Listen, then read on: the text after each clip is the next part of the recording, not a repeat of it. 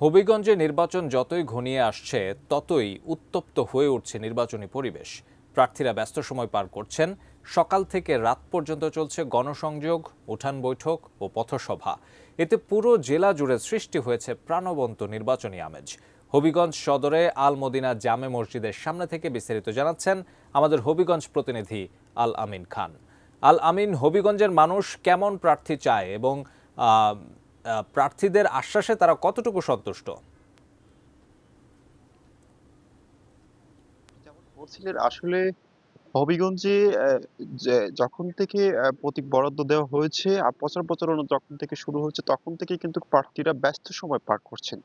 যদি আপনাকে বলি যে সকাল থেকে মধ্যরাত পর্যন্ত কিন্তু প্রার্থীরা ভোটারদের পাশে তারা যাচ্ছেন এবং তাদেরকে বিভিন্ন আশ্বাস দিচ্ছেন।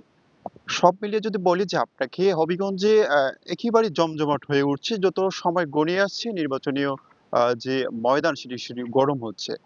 যদি আপনাকে বলি যে হবিগঞ্জে ৪ টি আসনে এখানে ২৫ জন প্রার্থী কিন্তু তারা কিন্তু আ আ নির্বাচন করছেন।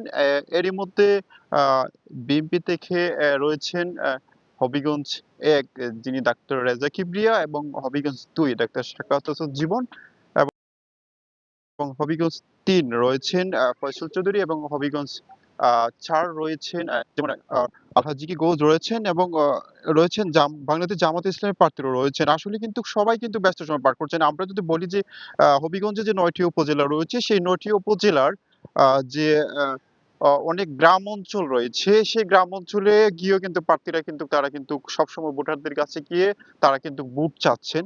আমার পাশে একজন আছেন তিনি হচ্ছেন আ সুন্নি জোটের যিনি আ সারোয়ার তিনিও কিন্তু আসলে সকাল থেকে মধ্যরাত পর্যন্ত কিন্তু নির্বাচনী প্রচার প্রচারণা করে যাচ্ছেন। সব মিলিয়ে যদি বলি যে আসলে হবিগঞ্জে নির্বাচনীয় যে ময়দান আসলে ঠিক গরম এবং বিশেষ করে সকাল থেকে সন্ধ্যা পর্যন্ত কিন্তু প্রার্থীরা কিন্তু ব্যস্ত সময় পার করছেন। তবে ভোটাররা যারা রয়েছেন তারা বলছেন যে এবছর তারা বুঝে শুনেই তারা কিন্তু যোগ্য প্রার্থীকেই তারা ভোট দিয়ে নির্বাচিত করবেন। এমনটাই বলছেন আমরা যতটুকু প্রার্থীদের সাথে কথা বলে আমরা জানতে পেরেছি। তো আ আ আরেকটা জিনিস আমি আপনাকে বলে রাখি যে হবিগঞ্জে ৪ টি আসনে যেমন আপনার ১৮ লাখের উপরে কিন্তু আসলে ভোটার রয়েছে।